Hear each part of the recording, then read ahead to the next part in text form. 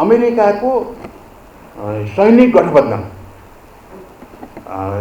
NATO, अनि त्यसपछि IPS र यस्ता किसिमका जति पनि सैनिक गठबन्धनहरू छन् धेरै छन्। संसारभरि अमेरिकाका फौज छन् र त्यसमा विभिन्न विभिन्न देशका सरकारहरूलाई संलग्न गराइएको छ।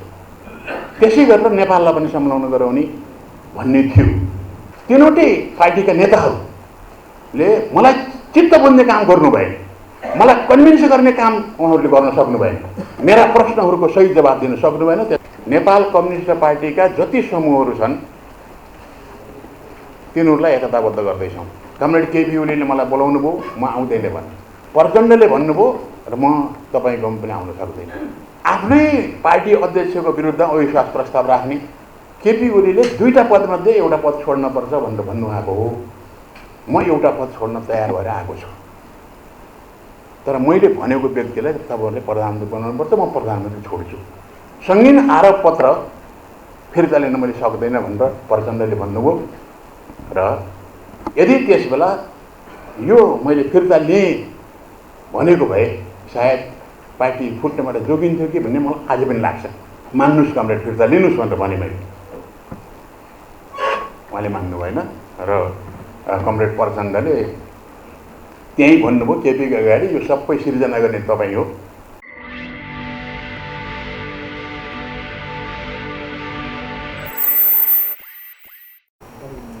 नेकपा एकता राष्ट्रिय अभियानका सम्पूर्ण कमरेडहरू हामीलाई शुभकामना दिनको निम्ति, ऐक्यबद्धता प्रकट गर्नको निम्ति विभिन्न पार्टीका प्रमुखहरू, प्रतिनिधिहरू यहाँ उपस्थित हुनुभएको छ। उहाँहरूलाई आभार प्रकट गर्छु र हाम्रो यो कार्यक्रम सफलतापूर्वक सम्पन्न गर्नको निम्ति सबैको सहयोगको आवश्यकता रहेको हुनाले यहाँहरू सबैलाई हार्दिक अभिवादन गर्दछु। प्रिय कमरेडहरू, हामीले पार्टी एकता राष्ट्रिय अभियान नेकपा, पार्टी एकता भनेको नेकपा एकता राष्ट्रिय अभियानको दोस्रो भेला गर्दैछौँ र हामी नेपाल कम्युनिस्ट पार्टीका जति समूहहरू छन् तिनीहरूलाई एकताबद्ध गर्दैछौँ। त्यसो भएर एउटा आचार संहिता लेख्न छुटेछ। हाम्रो यो भेलामा कुनै एउटा पार्टीको नेता होस् कि कार्यकर्ता होस् कि त्यसका नीति विचारहरू हुन्, त्यसभित्र प्रवेश गरेर यो ठिक यो बेठिक हुने गरी व्यक्ति केन्द्रित गरेर आलोचना गर्ने र त्यसलाई छलफलको विषय बनाउने काम हामीले गर्न सक्दैनौँ। यो हाम्रो पहिले हाम्रो आचार संहितामै त्यो उल्लेख भएको थियो, आज छुट्या रहेछ। म फेरि त्यो आचार संहितालाई हामीले यहाँ अवलम्बन गर्नेछौँ। यसलाई ज्यादै महत्त्वका साथ लिनुपर्छ भन्ने हाम्रो मान्यता छ। धेरै कमरेडहरूलाई थाहा छ, हामीले पहिलो भेला गर्दाखेरि एउटा परिकल्पना, एउटा गम्भीर जिम्मेवारी बोध गरेर हामी अगाडि बढेका थियौँ। तर हामी जे कामको निम्ति अगाडि बढेका थियौँ त्यो सफल हुन सकेन। के हामीले कुनै प्रयत्नै नगरिकन सफल नभएको हो कि?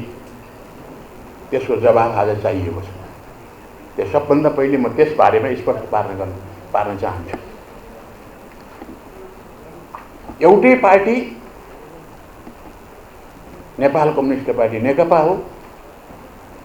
हामीले पार्टी एकता गर्दा दुई अध्यक्षको व्यवस्था गऱ्यौँ र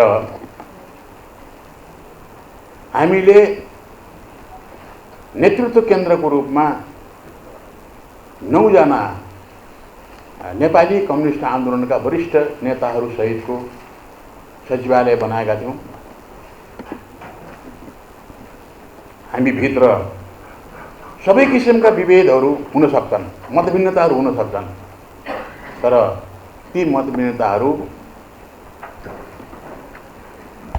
आवश्यक छलफलै नभइकन, समाधान गर्ने प्रयत्न नै नभइकन एकाएक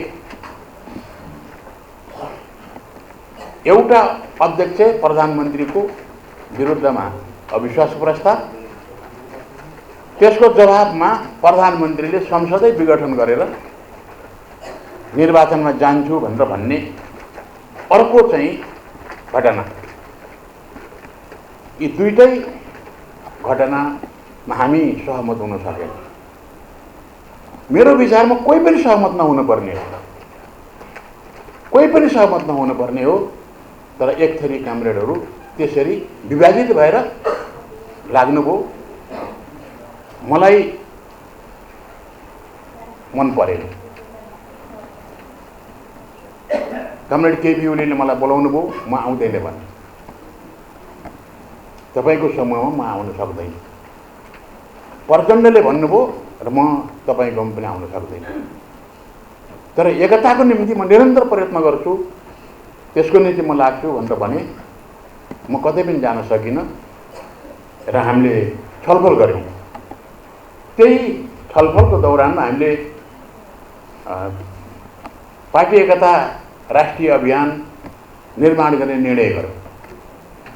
अघि आफ्नो स्वागत मन्तव्यमा हाम्रो सहसंयोजकले यसबारेमा स्पष्ट पार्नु भएको छ।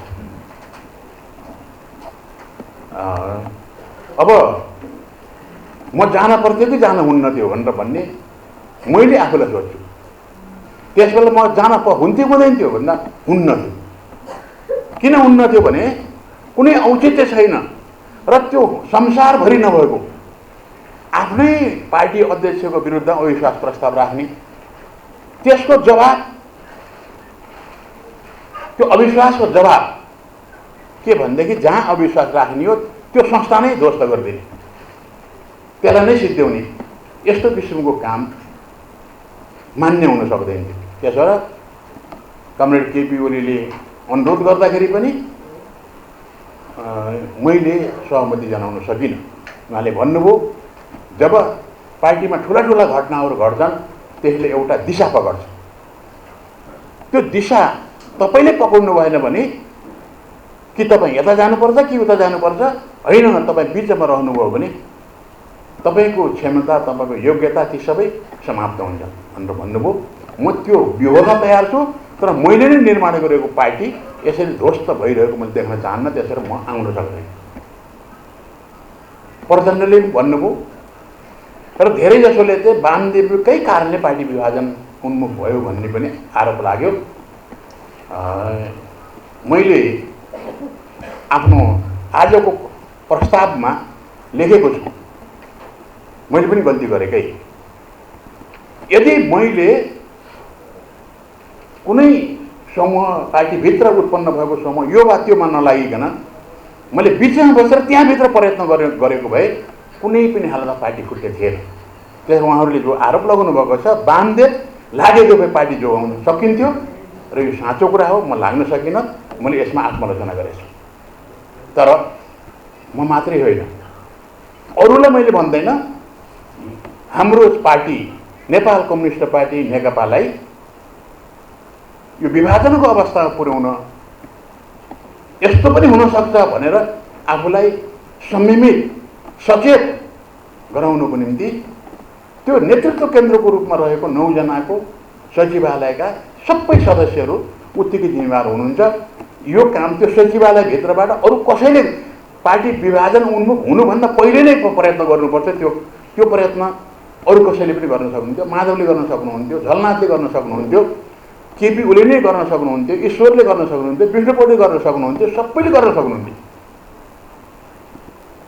नारायण काजीले पनि गर्न सक्नुहुन्थ्यो। यो यस्तो काम कसैले पनि गर्नु भएन, मैले पनि गर्न सकेँ। मैले त्यो कल्पनै गरिनँ पार्टी विभाजन हुन्छ भनेर। जब पार्टी अविश्वासको प्रस्ताव राख्ने गरी साथीहरू म जतातिर संलग्न भएको थिएँ पार्टीभित्रको समूहमा प्रचण्डजीसित उहाँहरू अविश्वास प्रस्ताव राख्ने गरी जान थाल्नुभयो। मैले उहाँलाई भने म यसको पक्षमा छैन, म यो समूहमा पनि छैन, आजदेखि म आउँदैन। मैले कहिले पनि यसो गर्न हुन्न, पार्टी विभाजन हुने गरी हामी जानै हुन्न भनेर भनिरहेको व्यक्ति हो। त्यस भएर थाहा पाएपछि म अलग भएँ। मैले 2 पटकको पार्टी अविश्वास प्रस्ताव राख्ने उहाँहरूको प्रयत्नलाई असफल गराएँ। तेस्रो पटक मैले थाहा पाइनँ, तर संजोगले म 77 साल पुस 4 गते कमरेड प्रचण्ड र कमरेड केपी ओलीको बिचमा वार्ता भइरहेको बेला मलाई पनि त्यही टाइममा बोलाउनु भएको थियो कमरेड प्रचण्डले। म त्यहाँ पुगेँ र उहाँले मलाई बोलाउनु भयो उहाँहरूको छलफल भइरहेको ठाउँमा। त्यहाँ कमरेड केपी ओलीले म पार्टी एकताको निम्ति मैले के त्याग गर्नुपर्छ त्यो त्याग गर्न र पार्टी एकता जोगाउँ भनेर आएको हुँ भन्नुभयो। उहाँले भन्नुभयो तपाईहरुले मेरो विरुद्ध पार्टीभित्र जे जस्तो विचारहरू राख्नु भएको छ त्यसमा केपी ओलीले 2टा पदमध्ये एउटा पद छोड्न पर्छ भनेर भन्नुभएको हो। म एउटा पद छोड्न तयार भएर आएको छु, तर मैले भनेको व्यक्तिलाई तपाईहरुले प्रधानमन्त्री बनाउनुपर्छ, म प्रधानमन्त्री छोड्छु। अहिले भर्खरै जाउँ स्थायी कमिटीको बैठक, सचिवालयको बैठक बसौँ, भोलि बिहान स्थायी कमिटीको बैठक बसौँ, पत्रकार सम्मेलन गरौँ र हामीले गरेको निर्णय घोषणा गरौँ। र मैले जसलाई प्रस्ताव गरेको छु त्यो व्यक्तिलाई निर्वाचन लैजानको निम्ति जुन निर्वाचन क्षेत्रमा जाने हो त्यो साथीलाई राष्ट्रिय सभामा ल्याऊ र त्यो व्यक्तिलाई त्यो ठाउँबाट जिताएर प्रधानमन्त्री उम्मेदवार बनाऊ। त्यसपछि प्रधानमन्त्री उम्मेदवार भएपछि मैले राजीनामा गर्छु, यो पत्रकार सम्मेलनमा जस्ताको तस्तै लैजाउँ। दोस्रो चाहिँ उहाँले के भन्नुभयो भने मलाई लगाउनु भएको यो सङ्गीन आरोप छ त्यो फिर्ता लिनुहोस् भन्नुभयो। प्रधानमन्त्री छोड्ने र अर्कोलाई प्रधानमन्त्री बनाउने विषयमा थोरै छलफल भयो, तर त्यसलाई अगाडि बढाउन सकिएन, बढेन, आवश्यक परेन। त्यसले त्यो दुवै साथीहरू त्यसमा सहमत हुनुभएको जस्तो मलाई लाग्छ। तर सङ्गीन आरोप पत्र फिर्ता लिन मैले सक्दैन भनेर प्रचण्डले भन्नुभयो। र यदि त्यसबेला यो मैले फिर्ता लिएँ भनेको भए सायद पार्टी फुट्नेबाट जोगिन्थ्यो कि भन्ने मलाई आज पनि लाग्छ। त्यस भएर मैले कमरेड प्रचण्डले जब अस्वीकार गर्नुभयो मैले फिर्ता लिन्न भनेर मैले प्रचण्डलाई त्यहीँ भने, केपीकै अगाडि मैले भने कमरेड तपाईँले हामीले कमरेड केपीका विभिन्न शैली प्रवृत्तिहरूका विरुद्ध सङ्घर्ष गर्ने दौरानमा हामीले यो पनि भनेका थियौँ यो आरोप पत्र विषयमा हामीले सम्झौता गरेर फिर्ता लिनुपर्ने आवश्यकता पर्न सक्छ। त्यस भएर यो त एउटा ठुलो उपलब्धि हो हाम्रो, हामीले गरेको सङ्घर्षबाट हामीले प्राप्त गरेको यो अन्तर्पार्टी सङ्घर्षबाट प्राप्त गरेको यो उपलब्धि हामीले जोगाउनुपर्छ। मान्नुहोस् कमरेड फिर्ता लिनुहोस् भनेर भने मैले, उहाँले मान्नु भएन र कमरेड प्रचण्डले त्यहीँ भन्नुभयो केपीको अगाडि यो सबै सिर्जना गर्ने तपाईँ हो, मेरो नाम मात्रै परे हो, वास्तवमा चाहिँ भन्ने हो भने नाम तपाईँकै राख्नुपर्ने हो, मैले प्रस्तुत गरे हो। अनि यो मैले फिर्ता लिन्न। अनि आज तपाईँ आत्मसमर्पण गर्दै हुनुहुन्छ यो गलत विचारको पक्षको अगाडि भनेर मलाई भन्नु, म बोलिनँ। मैले जे भनेको थिएँ त्यो मलाई सही लाग्छ। अब त्यसपछि कसैले पनि प्रचण्डतर्फ जानु पर्थ्यो, तपाईँ लाग्नु पर्थ्यो भनेर भन्नुहुन्छ भने म सहमत हुन सक्दैन। केपी ओलीतिर लाग्नु पर्थ्यो भन्नुहुन्छ भने त्यो पनि म सहमत हुन सक्दैन। त्यो 2टा समूहले आन्दोलन गरे, एउटाले अर्काको विरुद्ध आन्दोलन, एउटाले प्रति आन्दोलन, जनता जम्मा गरेर हजारौँ व्यक्तिहरू देशभरिबाट ल्याउने अनि कसको विरुद्ध भन्दाखेरि नेपाल कम्युनिस्ट पार्टी नेकपाको एउटा अध्यक्षको विरुद्ध। अनि अर्कोले चाहिँ कसको विरुद्ध भन्दाखेरि अर्को अध्यक्षको विरुद्ध। पार्टी के हो, कुन हो भन्दा नेपाल कम्युनिस्ट पार्टी नेकपा, त्यही पार्टी हो। के यस्तो कुनै संसारको इतिहासमा छ? छैन। मैले पढेको संसारको इतिहासले भन्छ कि यो अमान्य हो, यसलाई आन्दोलन भन्न सकिन्न। यस्तो पनि आन्दोलन हुन्छ, कुनै माग राखेर आन्दोलन गरिन्छ, सरकारका गलत विचारको विरुद्ध आन्दोलन हुन्छन्। अरू धेरै विषयहरू चाहिँ हुन्छन्, तर आफ्नो पार्टीको एउटा अध्यक्षको विरुद्ध एउटाले आन्दोलन गरेको छ, सारा जनता जम्मा गरेर, अनि अर्कोले पनि त्यस्तै किसिम गरेको छ। त्यस भएर हामीले पहिलो भेलामा आचार संहिता बनाएका थियौँ कि हर ठाउँमा यसरी एउटाले अर्कालाई यो किसिमले चाहिँ आलोचना गर्ने, गालीगलोच गर्ने जस्ता विषयहरू हामीले रोक्नुपर्छ र हामीले गर्न हुन्न। त्यसो भएर म लागिनँ कामरेड, म लागिनँ, एकीकृत समाजवादीमा पनि म लागिनँ र नेकपा माओवादी केन्द्रमा पनि म लाग्न सकिनँ, नेकपा एमालेमा पनि म लाग्न सकिनँ। किनभने यी तीनवटै पार्टीका नेताहरूले मलाई चित्त बुझ्ने काम गर्नु भएन, मलाई कन्भिन्स गर्ने काम उहाँहरूले गर्न सक्नु भएन, मेरा प्रश्नहरूको सही जवाब दिन सक्नु भएन। त्यसबाट त्यहाँ लाग्ने स्थिति भएन। तर यो तीनवटैलाई एक ठाउँ नल्याइकन नेपाल कम्युनिस्टसँग एकताबद्ध हुँदैन। त्यसरी मैले प्रयत्न गरेँ, धेरै साथीहरूले साथ दिनुभयो, हामीले केही समय त्यसको निम्ति पनि कोसिस गरेँ। मैले नेकपा एमालेको केन्द्रीय कमिटीमा भाग लिएर पछि सर्वोच्च अदालतले निर्णय गरिसकेपछि, पार्टी फुटिसकेपछि, नेकपा फुटिसकेपछि मैले कमरेड अध्यक्ष केपी ओलीसित मैले भने, कमरेड पार्टी एकता गर्ने जिम्मा मलाई दिनुहोस्, पार्टी एकता हुन सकेन भने पनि पार्टी त्यो पार्टीलाई कार्यगत एकतामा ल्याउनुको निम्ति मलाई जिम्मा दिनुहोस्, मैले यो काम गर्छु। तपाईँलाई थाहा हुनुपर्छ, जब मैले सङ्कल्प गर्छु र मैले काम थालेको छु, जुनसुकै काममा पनि मैले सफलता प्राप्त गरेको छु। साथ त तपाईँहरूले दिने हो, त्यसबाट मलाई जिम्मा दिनुहोस् भनेर भने। बसेर कुरा गर्दाखेरि पनि उहाँले मान्नु भएन। त्यसबाट मलाई बोल्नको निम्ति केही समय दिनुभएको थियो, अनि बोल्दाखेरि चाहिँ मैले भने फेरि, अनि उहाँले तलबाट भन्नुभयो, त्यो काम तपाईँले गर्ने हो, मैले के गर्ने भनेर भन्नुभयो। तपाईँकै तर्फबाट मैले गर्ने हो, त्यसबाट तपाईँले गरेको त भइहाल्यो नि भनेर भने। मेरो जवाबलाई तलबाट केन्द्रीय कमिटीका सदस्यले कमसेकम आधा मिनट होला ताली बजाएर समर्थन गर्नु। तर पनि उहाँले जिम्मा दिनु भएन। त्यहाँ भन्न त के भन्नुभयो भने, अब एकताको पहल उहाँले गर्ने, तर हामीले पनि गर्ने भनेर भन्नुभयो। अब हामीले पनि गर्ने, उहाँले पनि गर्ने भने त अहिले पनि भइरहेको छ। त्यसपछि म अनेक किसिमले गएँ र त्यो सफल हुन सकेन। आखिरमा पार्टी फुट्यो, नेकपा एकीकृत समाजवादी, त्यो सबैलाई थाहा छ। यहाँ एकीकृत समाजवादीमा रहनुभएका धेरै कामरेडहरू आउनुभएको छ। त्यो मेरो निम्तालाई अस्वीकार गर्न नसकेर आउनुभएको छ। उहाँहरूलाई थाहा छ, तपाईँहरूलाई थाहा छ। नेकपा एमाले कमरेड केपी ओलीले नेतृत्व गर्नुभएको छ, यहाँ छ। र यसबीच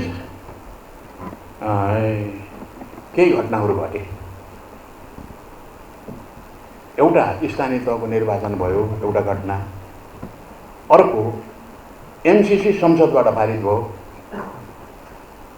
एसपीपी हस्ताक्षर गर्न प्रधानमन्त्री स्तरमा, प्रधानमन्त्री र सम्भवतः अमेरिकाको राष्ट्रपतिको बिचमा सम्झौता गर्ने गरी त्यो जान्छ कि अथवा के हुन्छ, केही हुन्छ भन्ने स्थिति बन्यो।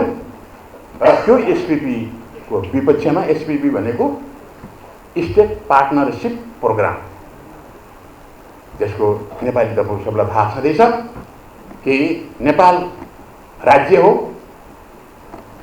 अमेरिका एउटा सङ्घीय राज्य हो। यो दुईटा राज्यको बिचमा पार्टनरसिप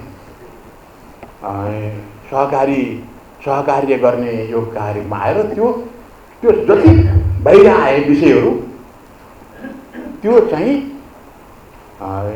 अमेरिकाको सैनिक गठबन्धन,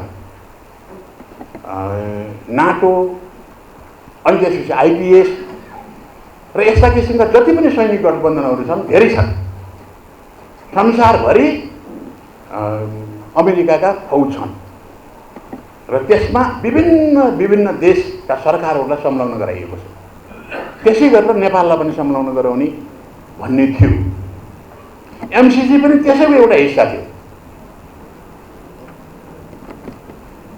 यी तीनवटा घटना, स्थानीय तहको निर्वाचन, एमसिसीलाई संसदले अनुमोदन गर्ने र एसपिपी लागू भइसकेको नेपाली सेना र अमेरिकन त्यो एसपिपीको बिचमा सम्झौता भएर त्यो त कार्यान्वयन पनि सुरु भइसकेको।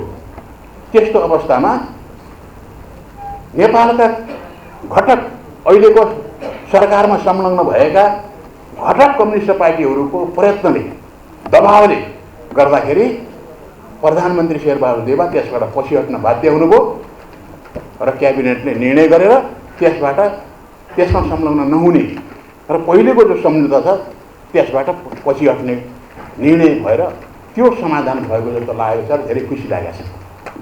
तर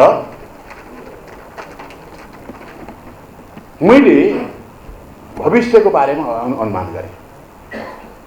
गएको निर्वाचनमा 5वटा नेपाली काङ्ग्रेसको नेतृत्वमा अरू 4वटा कम्युनिस्ट समूहहरू विभिन्न किसिमले उनीहरू संलग्न भएर निर्वाचन लडिए।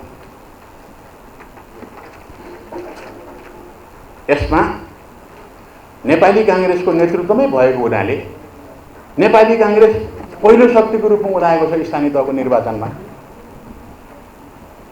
अब यो गठबन्धनकै आधारमा प्रतिनिधि सभा र प्रदेश सभाको निर्वाचन भयो भने के हुन्छ भन्दाखेरि फेरि आजको शक्ति अझ धेरै शक्तिशाली शक्तिको रूपमा स्थापित हुन्छ। नेपाली काङ्ग्रेस र कम्युनिस्टहरू त्योभन्दा कम हुन्छन् र अनि त्यसको परिणाम के हुन्छ भन्दा नेपाली काङ्ग्रेसको नेतृत्वमा अर्को 5 वर्ष सरकार चल्छ। त्यो 5 वर्ष सरकार चलिसकेपछि त्यसपछि नेपाली काङ्ग्रेसलाई कुनै गठबन्धन चाहिँदैन। त्यसपछि यी कम्युनिस्ट घटकहरू जसले नेपाली काङ्ग्रेसको नेता शेरबहादुर देउवालाई शिरमाथि बोकेर हिँड्नुभएको छ, त्यसपछि उहाँहरू त्यो शिरमाथि बोक्छौँ हामीले भने पनि नेपाली काङ्ग्रेस मान्नेवाला छैन। त्यसपछि आफै एक्लै जान्छ र विकास र निर्माणका कतिपय कामहरू उसले गर्न पनि सक्छ। गर्नै पर्छ भनेर भन्ने मनस्थिति भयो भने काङ्ग्रेस त्यो काम गर्न सक्छ। र हामीले जे विषयहरू अगाडि सारेका छौँ ती कतिपय विषयहरू समाधान हुन सक्छन् र कम्युनिस्टको के हुन्छ हालत भन्दा कम्युनिस्ट ओह्रालो लाग्छ। आज ओह्रालो लागेको छ र त्यस निर्वाचनमा, आगामी निर्वाचनमा अझ तल झर्नेछ र त्यसपछिको निर्वाचनमा कम्युनिस्ट पार्टीले सम्भवतः भारतको कम्युनिस्ट आन्दोलनको अवस्था बिहोर्नुपर्छ। एकपटक त्यो अवस्थामा नेपालको कम्युनिस्ट आन्दोलन पुग्यो भने फेरि उठ्नुको निम्ति युगौँ लाग्न सक्छ। तर पार्टी फुटेको भए पनि अहिले पार्टी जुटेर जाने हो भनेर पनि के हुन्छ, योभन्दा फरक परिणाम आउन सक्छ। मैले यो विचार गरेँ। विचार गरिसकेपछि मैले फेरि सोचेँ पनि अब मैले फेरि प्रयत्न गर्नुपर्छ। धेरै साथीहरूले भन्नु पनि भयो तपाईँ अगाडि बढ्नुहोस् न भनेर भन्नुभयो। अनि कहाँ अगाडि बढ्ने? एकीकृत समाजवादीमा प्रवेश गरेर अगाडि बढौँ, त्यो एकीकृत समाजवादीको मात्रै हुन्छ। नेकपा एमालेमा प्रवेश गरेर अगाडि बढौँ, त्यो नेकपा एमालेको मात्रै हुन्छ। माओवादी केन्द्रमा चाहिँ प्रवेश गरेर अगाडि बढौँ, त्यो माओवादी केन्द्रको मात्रै हुन्छ। सबै पार्टीलाई एक ठाउँ ल्याउने काम त हुन सक्दैन। त्यस भएर अहिले पनि तुरुन्तै कुनै पार्टीमा प्रवेश गर्न हुन्न भन्ने मलाई लाग्यो र 1.5 वर्ष पहिले 1.5 वर्ष पहिले हामीले एकता अभियान गरेका थियौँ। त्यो एकता अभियानलाई नेकपा एकता अभियान भनेको नेपाल कम्युनिस्ट पार्टी नेकपा एकता राष्ट्रिय अभियानलाई हामीले अगाडि सार्नुपर्छ।